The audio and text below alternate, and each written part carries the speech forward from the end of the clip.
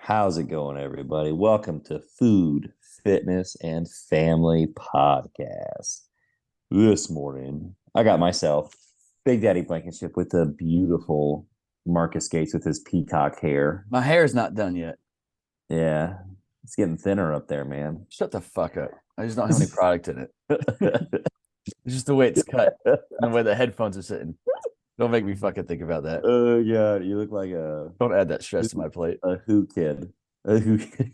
No, I already got the fucking that genetic widow's peak a little bit forming. I don't need thinning hair on top of it. I like it. I like it. Oh yeah. Well, how was your last 7 days, man? Last 7 days were pretty solid. Had our baby our what was it was like a 16 or 17 week baby appointment on Tuesday. Went great. Heard the heartbeat 140. I don't know what that means for 17 weeks along, what the wives' tale says about that. But anyway, baby appointment went great. Went and did some stroller shopping to see what we wanted to do. What are you gonna get? Are you gonna get a Duna? It's one of those. It's I think we're getting Duna. It's one of the fucking expensive ones, but Dude, they're like 550. is that the one that has the wheels attached to it and it like pops up and down? Yeah, it's So like a car seat. we looked at that one. It was heavy. So Nicole, I mean, I could have lifted it no problem, but Isn't it only like 20, 25 pounds? it was just heavier compared to the other ones in the way It that is, it did. because it's an all-in-one. They also said that like it's only for like X amount of months, and then since it comes with the whole thing, then you have to get a bigger car seat and you got to get another stroller that fits with that new car seat. So I was like, fuck, if I got to pay for two of them, we could just pay for this. So the other one's like the Nuna or fucking, I don't even know what it's called. Anyway, it's nice. It lasts for a while though. We actually talked to a lot of moms Oh, you did? before All we right. decided to put on a registry, and they all had nothing but great things to say Yeah. about it. All the people there, like when we were first looking at it, they were like, we've had literally nobody complain about this whatsoever. Like they've all loved it. We went a different one, but regardless, we haven't bought it yet. We're just adding to the registry shit. But so that was nice though. And then end of the day, yesterday, I took the day off actually. Yesterday was our ticket selection day for KU season basketball tickets. So that was at like 11:45. So I was like, I don't want anything to fuck this up. So I'm just taking the whole day off just so nothing gets messed up. But I ended up just working like 9 hours on client check-ins and some new consultations and stuff. But it was a good day. How about yourself? Dude, man, I feel like I'm just Groundhog Day right now. It's just Yeah. actually this week was a lot better. I moved, so Mondays are my check-in days, and I get to work at 8:45, and I typically have a client at 9:30. So by the time I get there, I check a couple emails, I look at, my morning stuff. It's like 9:20, and I get a chance to do like one email. And then I have to train somebody, and then I'm back to my emails, and I just feel like I'm playing a game of catch up all day, and Yeah. it just stresses me out. Well, this week I was like, "Hey, you want to move back an hour?" And he was like, "Yeah, I could sleep more." So I did, dude. I was done. I was like Oh, caught nice. up. Like I had all my stuff caught up by the time I got to him, and then when I came back, I had a few more waiting on me, so I got those. And then I had another client that I came back, and I had a few more, and I knocked those out. Like it was just nice, man. Yeah, Instead that's of like awesome. getting on, and usually I'm like three or four full scrolls of like check-ins. By the Just time I yeah. get to it, I'm like, fuck. Yeah. So that was good. I'll be working at the gym, Lee Summit, all day today. We're doing pre-sales. It's a Saturday today that we're recording. I'll be out there all day tomorrow, all next week. What all you still like working on right now? Like when you're going out there today and you're doing pre-sales, what else are you doing while you're out there? I need to get the jungle gym put together. Well, Like I don't even have it fully put together yet. That's what I was working on yesterday when my drill bit got okay. jacked up. Yeah. Because I don't have the brackets to attach the cross members. Mhm. So I'm home making brackets with 8-inch steel.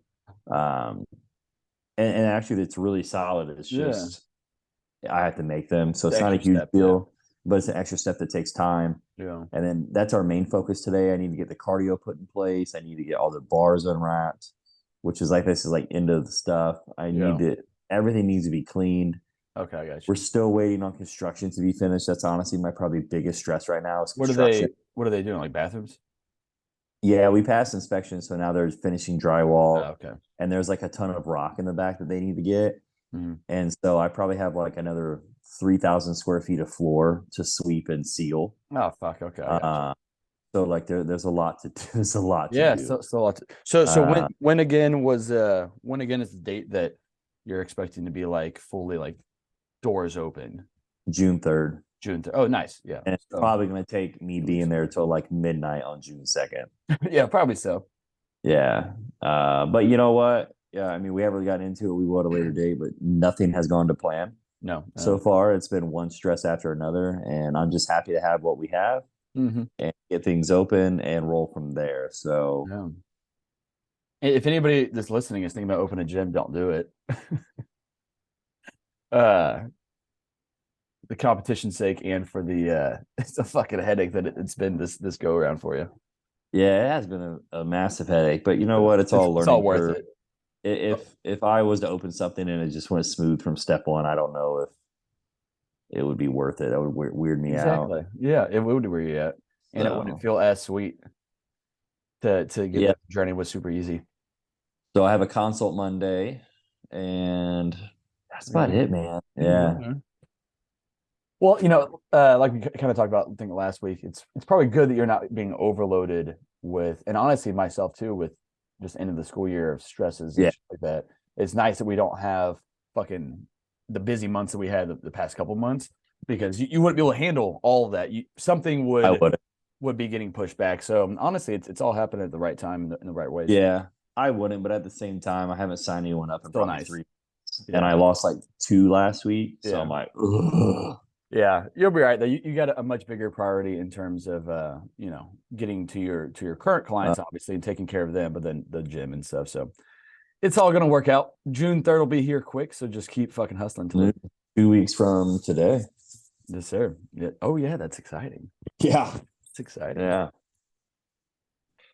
So that's about it, man. Well, Yeah. this week, we're gonna talk about Marcus leaving his teaching job and why he's leaving, what got him into teaching, probably why Yeah. he hates kids, all those things. Well, cool, man. I guess where should I start with that then? Why I got Well, into what teaching in got? the first place? Yeah, why do you want to be a teacher? Well, so like in high school, I'd always when people ask me what I wanted to be, I was like, I want to be a dentist. Only because my teeth aren't even fucking good. Only because it sounded good. It sounded easy. People didn't have a lot of questions with that. Like, oh, that's a respectable profession. Yeah, But no, so that was kind of my thought. But I was like, I'm gonna go play college baseball. I'll figure it out then. And so that's what I did. And then when I had my second knee surgery, I was like, well, I guess I'm done fucking playing baseball. What's next? I knew I wanted to get into bodybuilding. So after my ACL surgery, and I recovered in like 4 months, 100%, which was fucking awesome. And I immediately signed up with the coach and got ready for comp prep. And my other buddy was also about to do the same comp prep, so we ended up doing it together. And he was up at Northwest Missouri State, which is where my closest friends were at the time. So I was like, "Hey, I'm going to go there." I was like, "Hey, what's your degree going to be?" And he said physical education, and he just kind of told me all of that. I was like, fuck, that sounds great. I would love to get to work with kids and get them fit and things of that nature. And so what my mindset going into it was totally different than what I actually learned, and then it completely changed my scope of what teachers do and things like that. And I had a great time in college doing that, and then I subbed for a little bit of time, and then I got my PE teaching job after I took another job called recovery room. So I was, the easiest way to explain it is like the ISS teacher for elementary school, but much more about like teaching replacement behaviors and how to handle your emotions and things of that nature. So that was what I did the first year, knowing that the teacher ahead of me in the gym was going to be retiring. So that's how I got that job. But yeah, I got into teaching because for the same reason everybody gets into teaching, especially PE. I get to fucking play all day. I get to be the favorite part of kids' days. I'm literally a superhero / celebrity walking around that school, especially as one of only 2 males. So all of those are big wins, and you get a shit ton of breaks. You get a shit ton of days off and stuff. Still high stress. Now I understand like why they have to have breaks, not just for the kids, but for teachers. Like my job in the gym, I don't want to say it's easy, but there's a lot of easy aspects of it. it's way easier than teaching math or English No, fuck yeah. Like what the classroom teacher does is insane, and like how much they're overloaded and how much they're overworked. And every year this is your load of how much shit that you have to do in a day. And then every year they're like, all right, we're going to tag this onto it. Okay, we're going to start this new objective or this new behavior modification strategy and stuff. Like they're just always doing the same amount, but then adding more to it. They're never having shit taken off their desk. It's just more shit getting added on to it. So that happened to me a whole lot, but I definitely have a huge soft spot in my heart for teachers and what they have to go through. And I don't think anybody values them like they needed to. I originally wanted to be a gym teacher. Did you? You should have. It'd be fun. Yeah, it would have. I'm glad I didn't though, because I probably would have killed somebody. Yeah. It's what's I love my kids to death at school, but at the same time, man, like you can easily tell that they're not held accountable at home. No. Like when that kid punched you in the face, I probably would have just shoved him down. Oh yeah. Well, that kid, he's a good kid, but and since then we've been actually great since then. But regardless, though, no, it's there's no accountability at home for the most part. I don't want to say this across the board because it's definitely not true across the board, but a lot of parents, I feel like 20 years ago when I'll talk to the older teachers from the school and stuff, I'm like, hey, what's different between now and 20 years ago or even 10 years ago? And ultimately, the consensus and what you can kind of see in like my interactions with some parents with different student behaviors is they take their kid's side 99% of the time now. Yep. And blame you for any of the happenings with their kid that isn't going well. Yeah. There's no self-reflection about what am I doing as a parent that is possibly causing this, or what am I not doing, things of that nature. So it's a lot of that, which can definitely be frustrating. And there's just a lot of kids that aren't they have no, at least at my school, there's not a lot of extracurricular stuff happening outside of school. No, they come home and they're put on video games or something like that. That's the biggest compliment we get about Max is how polite he is and his manners. And it's like, but I have to ride his ass. Oh no, yeah, you definitely do. But he at least he's at the gym, so he's constantly forced to do that. But no, yeah, it's even just the way he talks to his mom. Yeah. Like sometimes like I'll hear the way he talks to his mom and she can hear my footsteps coming. She's like, he's okay. Yeah. But I'm like, absolutely not. We do not talk to our mothers like that. No, fuck no. But you're doing that at the right age. Whereas I feel like a lot of these parents, like the kids that I'm seeing, it's like they waited till the kid was 6 or 7 or fucking 10 years old till they're like, hey, this behavior is not acceptable. Well, you fucking let them do it the past 7. In their years that they are really developing, you allowed them to do certain things. And I'm not a parent yet. And I'm sure there's going to be a shit ton of difficulties and things that I'm not even aware of, but there's a couple of things that like, I know my dad never allowed me to be that way to be I don't want to say a shitty kid, but didn't allow me to be a shitty kid at that age. So then I was a fucking breeze through middle school and high school. I didn't cause problems. I wasn't an asshole. I remember there was one time my entire life where I disrespect my mom, and it was like she came in excited to talk about something after school, and I was playing video games. I could have hit the fucking pause button, but I'm just like tunnel vision focus on it, acting like I didn't care what she said. And I remember that was such a small, minute thing compared to what a lot of kids do to their mom or their dad and the way that they talk to their parents. But I remember, so I did that. I completely disrespected and didn't even act like I had time in my day to talk to her. And all I was doing was playing fucking video games. And my dad came in after that because she's out there, in tears because I just act like I didn't fucking care. I would have ripped it out of your hand. Oh my God. And he just he didn't even lose it. It was just the paragraph of words that he said. And I was like, I'll never do that again. And honestly, if I ever see another kid disrespecting their mom, like I make kids, like their parents will say, love you, whatever, as they're getting out of the car, and the kid will just get up and leave. And I'm like, no. Turn around and say bye to your mom. Tell her you love her, whatever the case is. I'm like, and that was such a small thing. I didn't yell at mom or anything like that, but that incredibly just instilled it in my life in just that one moment. But none of these kids are fucking getting that. So I know like there's so many things growing up for me that I want to make an impression on one kid's life in some way. Hopefully it was a good thing, or maybe it was this boy hit this girl and he remembers forever the conversation I had as soon as I saw it happen. Even though you're only a 3rd grader, if you allow yourself to be doing that shit, what does that mean over the next, the coming years and things? And so I want them to have that stamped in their mind that, fuck, I remember I hit this one girl in 3rd grade and I never did that shit again because Coach Gates lost his shit and said every reason why to never do this, or whatever the situation was. But I think that's been one of my, not that particular thing, my favorite thing, but just knowing that I'm a piece of all these kids' life, and especially that I'm a healthy role model. Like I will eat my meals in front of them sometimes because it's fucking chicken and rice and broccoli. You know, it's things that they've never seen their parents eat before. They see me just downing water and not a pop, which even teachers at my school are drinking pops and shit. I'm like, do that shit on your own time. We should be trying to educate them in terms of how to live a healthy lifestyle. And if you're just fucking eating junk food and popping shit all day, that's exactly what they're gonna do. They see it at home, they see it here. It's not a good thing. Yeah, I feel like kids don't have enough role models in life on how to operate, let alone like a health role model, someone to teach them how to be physically fit, or eat better. You know what I mean? It's like you're viewed weird if you eat a certain way, and it's like, just because I don't eat processed refined shit doesn't mean I'm weird. It's like I'm trying to fuel my body. Yeah. And if you do it for a little bit, it's like you enjoy it. Like anybody who does that for the most part enjoys that. And even the people that get back into their old habits, they remember how good they felt and they want nothing more to get back to that. They just lack the discipline and kind of get back to that sometimes. Like my pizza last night was great. I loved it. But I'm not gonna do it tonight. I can't do that every night. I'll die. Fuck no.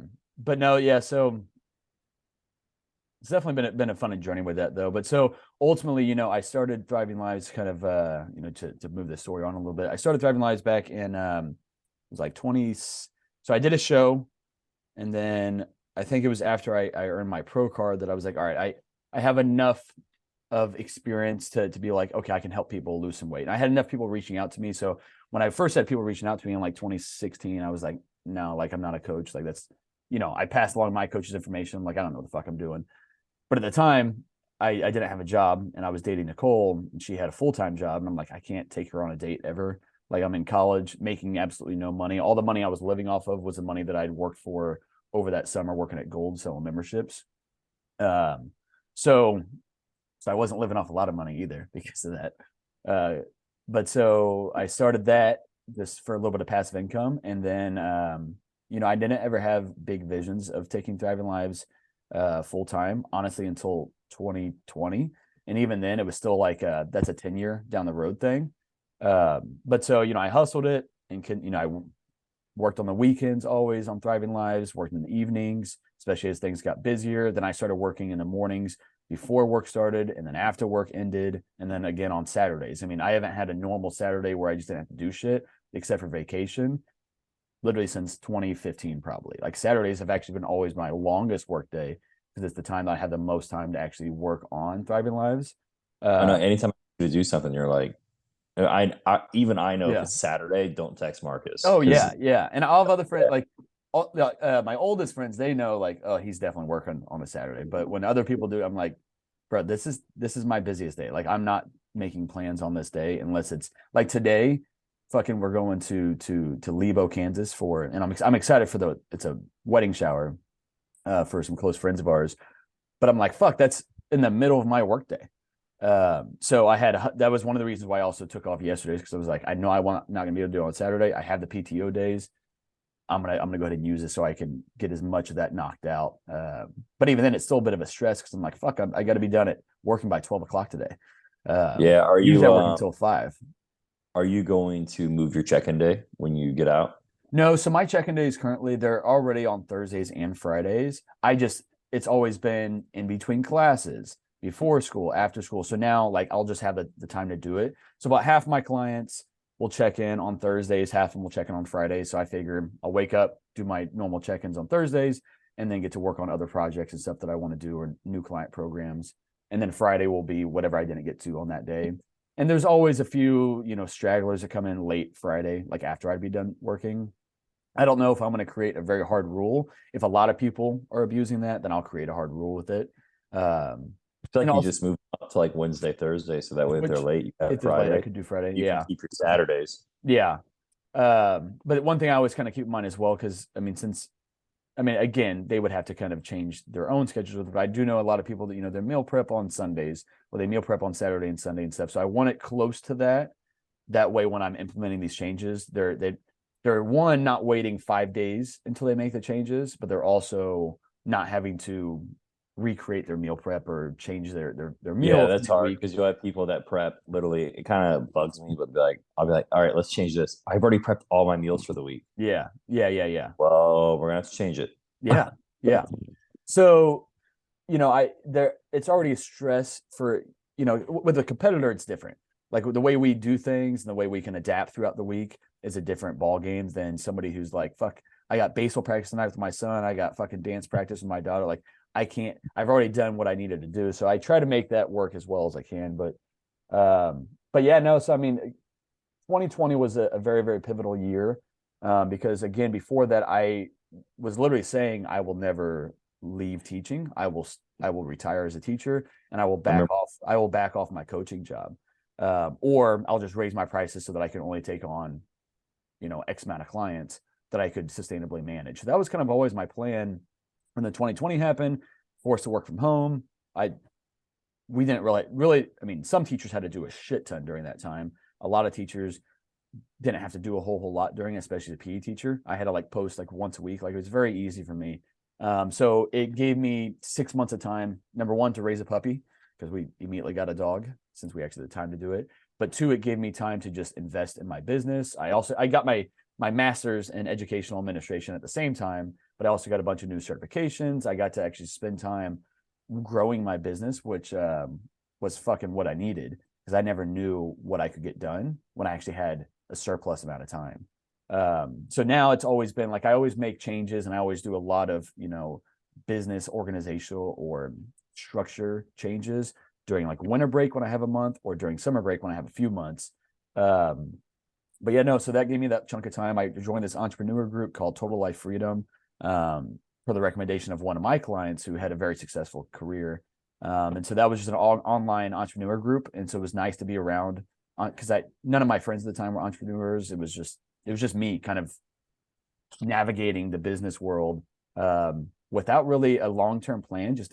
Every day was just a new day. And I was like, okay, I'm just going to put one foot in front of the other and see what happens with it. But so that gave me that first insight. And he asked me, the leader, that he was like, so when are you leaving teaching? Because the whole premise of that was to create this side hustle, or you already have this full-time thing going that you've created for yourself, and here's how the way to optimize it. But essentially, It was people trying to leave their 9-to-5s. So he's like, so when are you going to be leaving teaching? I was like, never. I want to make this as big as I can, but I want to do it so I can sustain my teaching job. Well, then get your ass out of my group. Yeah. Well, so he was like, okay, cool. Well, we'll see, essentially, because everybody says that because you don't want to leave the security. And that was what I said, on the call, is like, I want to have a family and things like that, but I want the security of a steady paycheck. Even if it is small, it still pays the bills. So I want that steady paycheck. I want the security of a retirement plan. I want the security of health insurance. All the same reasons why everybody else continues a job that they hate. Fortunately for me, I love both my jobs. I love getting to teach kids, and the thought to leave it is super sad. But there's so much reward that's going to come from it. But no, so it was that. And then I was like, all right, well, I'm just going to fucking hustle and, learn as much as I can in this group, which to me was the biggest pivotal moment, was joining that group and really seeing all these other people, and that they also had the same kind of decisions to make. But I was like, okay, so my plan right now is I'm going to continue growing this. I'm going to continue doing both jobs until it's just not sustainable anymore. And I figured, hey, I'm going to try to teach for, at least 10 years. At this point, I'd only been teaching that was my first year teaching the gym. So I was like, I want 9 more years in this. I want to say I taught for 10 years, and I want to, live it to that point. And then, 2021, a good growth year. After 2020 was a good growth year, and that was COVID of all times. And then last year was a massive year for TLF. And so it got to the point where I'm just like, I'm working so fucking much, and I have very little balance. I'm eliminating friend time. I'm not seeing my parents as much. We're recording podcasts at 6 a.m. That's our time. Yeah. Because that's the only time that we're both available. Yep. And then, and Nicole's obviously been instrumental in all of that. I mean, she's who pushed me to start the business in the very first place. had that belief in me from the jump, and then all throughout, all the peaks and valleys and shit like that. She's been my rock with it all. So that's been extremely helpful. I don't think I could have done it without her, honestly. And I probably would have never even had the confidence to go and do it. And if I did, it would have probably been down the road. And she's also, helped me learn how to help women in the ways that she helps women at her boutique, kind of the same way. But no, so yeah, so flash forward kind of this year. Last year, I guess the drive, it's only a 40-minute drive, but that was always, I'm like, I could get so much done with an hour and 20 extra. Yeah. Just an hour and 20 extra of my day, I could get so much more done. And I would be less stressed because I could actually get to client check-ins and things like that on the times that I wanted to. It's huge, man. Like I said, Monday, just having that hour was just that 1 hour, it makes a big difference. So then, like when I'm driving in traffic, when there's a fucking accident, when there's rain and I'm driving across, I'm like, fuck, I don't want to be doing this anymore. And then, not to mention, really what changed for me was when my mind was almost 100% on my business, even when I had a class in. I was like, I love teaching, but my mind isn't in it. Like the kids deserve it to be. I need to be present with these kids. And so I was like, this has got to be my last year. I'm like, financially, I'm making enough with Thriving Lives that I can leave teaching and feel comfortable doing so. So let me hustle the fuck out of this year. Depending on where I'm at come like December, I'm going to put in my resignation, which I ended up doing in January. And that was, I lost a lot of sleep in the fall over that decision, and just over leaving the security. It was a conversation I had with you a lot, conversation I had with Nicole always. And literally every day it was kind of going through my head. So once I put in my resignation, it was such a, I still felt stressed, but I felt that huge sense of relief because I'd finally made that commitment that I am leaving. I did the hard thing and talked to my boss about it, which, again, there's so many reasons why I absolutely love teaching, but now I'm excited to have the freedom to truly invest in my business in terms of time. Yeah. Well, and as a friend from the outside looking in, whenever we talked about it, I just tried to, I wanted you to leave teaching, you know what I mean? Because I felt like you needed to. And that's why I tried to reassure you that you were doing it the right way. You waited until, the rule of thumb for people who want to be coaches and leave their full-time job is, you need to be making at least 2 to 3 times what you're making at your day job. Yep. And, you did that. Yeah. And not only that, but it's like, you might be leaving the security, but if you're really worried about it, we already have talked and you're going to take on more in-person clients. Yeah. You could easily make up your teaching salary in a fifth of the time. Oh, so yeah, definitely. You know what I mean? 100%. So it's like, you're going to lose that money, but you could easily just make almost just as much money, or even if you didn't want to make that, just a couple grand, you know what I mean? It doesn't take with training, I think people forget how lucrative training can be in person. Yeah. You know what I mean? It doesn't take a lot of sessions to hit that. No, it doesn't. So you have those options too. It's not like you're just losing that income forever. Yes. And, yes. We talked that it's awesome you made the decision when you did, because a month later, 2 months later, you found out you're having a baby. It was 2 or 3 weeks after that we found out that she was pregnant. So it was like, oh, thank God I made the decision now. No, yeah, exactly. Because that would have just added so much more stress into leaving the security of it. And health insurance first and foremost, honestly. Oh yeah. Well, and people think into stupid things, like when me and Tatiana got engaged, we found out we were pregnant with Max 7 days later. Oh yeah. And we didn't announce for a couple months. Everyone's like, oh, you guys only got engaged because of this. No.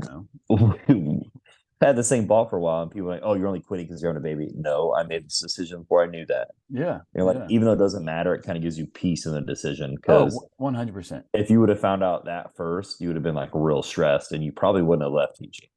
Yeah, there would have been a good chance I wouldn't have. And if I would have, it would have caused a lot more fucking stress, a lot more sleepless nights over it. It would have been just a way harder decision. But in the circumstances and in the order that it happened, I feel even more relief because of it. And honestly, I mean, daycare is so damn expensive. Now I understand. I always wondered why, because again, I work in especially elementary school, it's all females for the most part.